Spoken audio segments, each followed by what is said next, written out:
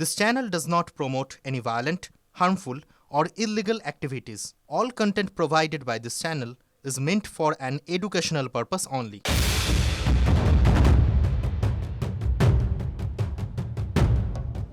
নমস্কার, দেখছেন টিভি 9 বাংলা। আপনাদের সঙ্গে রয়েছি আমি তন্নিষ্ঠা। শুরু করছি 11টা 11। এই মুহূর্তে বড় খবরের দিকে নজর।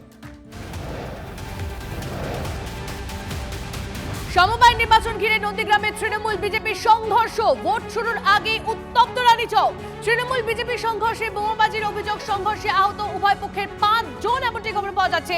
কনিষ্ক আমাদের প্রতিনিধি আমাদের সঙ্গে রয়েছে। কনিষ্ক, ভোট আসলেই নন্দীগ্রাম একটা গুরুত্বপূর্ণ পার্ট হয়ে দাঁড়ায়, সেখানে সমবায় নির্বাচন ঘিরে এই পরিস্থিতি। দেখো, একদমই তন্নিষ্ঠা, যে অভিযোগটা উঠছে গতকাল রাত্রে থেকে এই রানীচক সমবায় সমিতি, সেখানেই কিন্তু প্রায় 45টি আসনের যেখানে সমবায়, এই সমবায় তার মধ্যে 40টি আসনে আজকে ভোট রয়েছে। আর এই ভোটকে কেন্দ্র করেই কিন্তু গতকাল রাত থেকে এলাকা কার্যত তপ্ত হয়ে উঠে। বিজেপি এবং তৃণমূল সমর্থকদের মধ্যে ঝামেলা হয়, সংঘর্ষ হয়।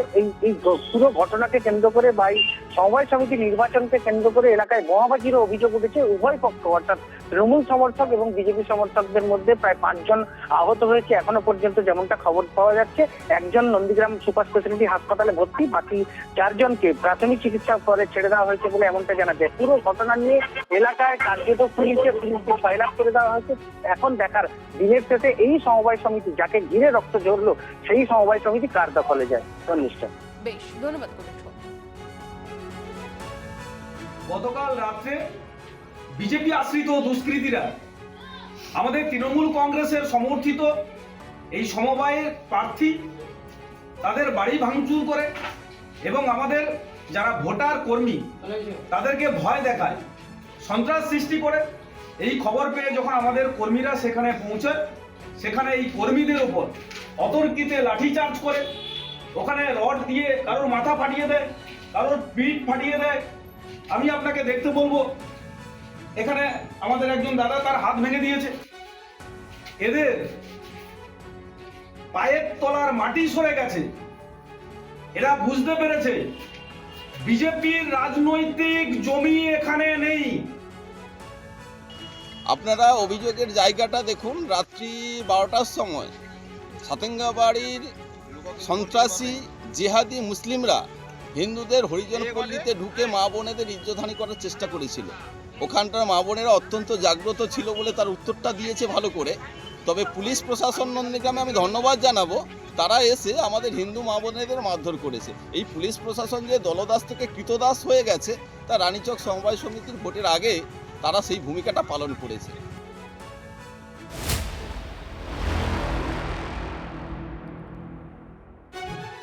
আর এই মুহূর্তে আরো একটা ব্রেকিং নিউজ দিয়ে আপনাদেরকে। এসআইআর শুনানিতে মন্ত্রী শশী পাঁজাকেও ডাক। আজ দুপুরে শুনানিতে যাবেন মন্ত্রী শশী পাঁজা। 2002 এর তালিকায় নাম থাকা সত্ত্বেও মন্ত্রীকে তলব, হেনস্থার দায় কমিশনের। ক্ষোভ মন্ত্রী, মামলা করলেন না কেন শশী? পাল্টা বিজেপির সজল ঘোষ।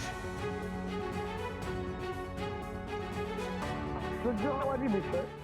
তৃতীয় হচ্ছে যে এত, হ্যাঁ নিশ্চয়ই বোধহয় আমি বলতে গেলে আমি অবাকই হয়ে গেলাম। এবং সমস্ত তথ্য তো দেওয়াও হলো, তাহলে এটা তো পরিষ্কার আরো বোঝা যায় যে আমরা কলকাতা শহরের কাছে পিছে হিয়ারিং সেন্টার পেয়ে যাব, কিন্তু এই গলদের জন্য যখন ব্লকে ব্লকে 20 কিলোমিটার যেতে হয়, 15 কিলোমিটার যেতে হয়, সেই কষ্টটা আরো বেশি করে আমরা বুঝতে পারি যে সামান্য গন্ডগোলের জন্য, যেটা জন্য মানুষ দায়ী নয়, ইলেক্টেড দায়ী নয়, তার জন্য যে সিস্টেমটা, যে সফটওয়্যার দায়ী, তার জন্য কত হেনস্থা হচ্ছে এইটাও বোঝা যায়। তো মানে আমার যখন ডাক পড়েছে, মানে হাস্যকর আর কি। 2002-তে যদি ওনার নাম থাকে পশ্চিমবঙ্গের ভোটার লিস্টে, অথচ সেটা যদি অ্যাপে না থাকে, এইটাকে দেখিয়ে তো উনি কোর্টে যেতে পারতেন। উনি যে কথাগুলো বলেছেন যেগুলো গ্রহণযোগ্য, যে আমি যাবো লাইনে দাঁড়াবো, লাইনে তো সবাইকে দাঁড়াতে হবে, যাকে ডাকবে তাকেই দাঁড়াতে হবে। কিন্তু প্রশ্ন হচ্ছে যে উনি মামলায় গেলেন না কেন?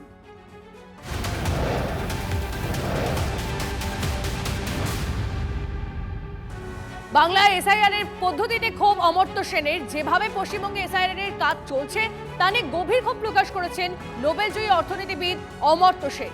তার আশঙ্কা, এই প্রক্রিয়া তাড়াহুড়ো করে করার ফলে বিধানসভা ভোটের আগে গণতান্ত্রিক প্রক্রিয়া ক্ষতিগ্রস্ত হতে পারে। সংবাদ সংস্থাকে দেওয়া সাক্ষাৎকারে অমর্ত্য সেন বলেছেন, ভোটার তালিকা সংশোধনের মতো গুরুত্বপূর্ণ গণতান্ত্রিক প্রক্রিয়া অত্যন্ত সতর্কতা ও পর্যাপ্ত সময় নিয়ে হওয়া উচিত, কিন্তু বাংলার ক্ষেত্রে সেই শর্ত পূরণ হচ্ছে না। তার মতে এসআইআর খুবই তাড়াহুড়ো করে করা হচ্ছে, ফলে ভোটাধিকার রয়েছে এমন ব্যক্তিরা তাদের ভোটাধিকার প্রমাণের জন্য প্রয়োজনীয় নথি জমা দিতে পর্যাপ্ত সময় পাচ্ছেন না। অমরদের মন্তব্য, এটা যেমন ভোটারদের প্রতি অন্যায়, তেমনি ভারতের গণতান্ত্রিক প্রক্রিয়ার পক্ষেও অবমাননাকর।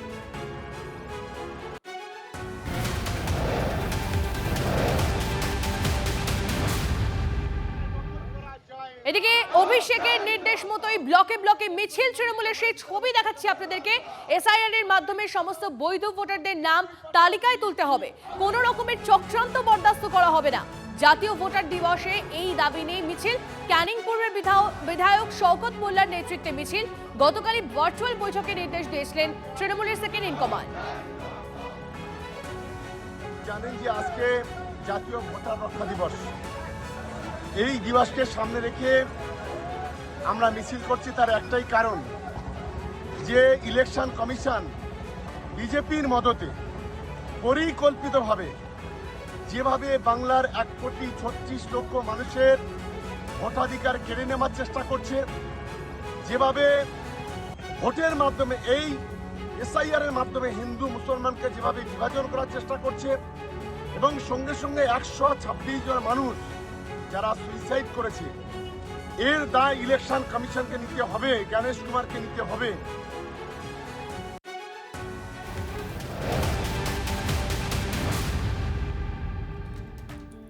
ভোটার দিবসে ভোটাধিকার রক্ষার দাবিতে পথে নামছে তৃণমূল। আজ থেকেই রাজ্যের ব্লকে ব্লকে তৃণমূলের মিছিল।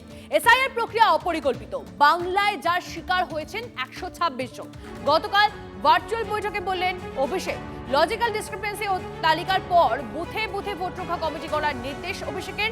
আগামী 22 দিন খুব গুরুত্বপূর্ণ, কর্মীদের সর্বশক্তিতে ঝাঁপিয়ে পড়ার বার্তা তৃণমূলের সর্বভারতীয় সাধারণ সম্পাদকের। কমিশনের কাজে কর্মীদের অদৃশ্য নজরদারিরও নির্দেশ অভিষেকের।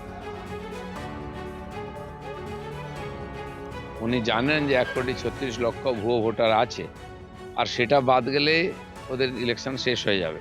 সেই জন্য এই সমস্ত মার কার্ড থেকে জুট ঝামেলা করে জিনিসটাকে আটকাবার চেষ্টা করছেন।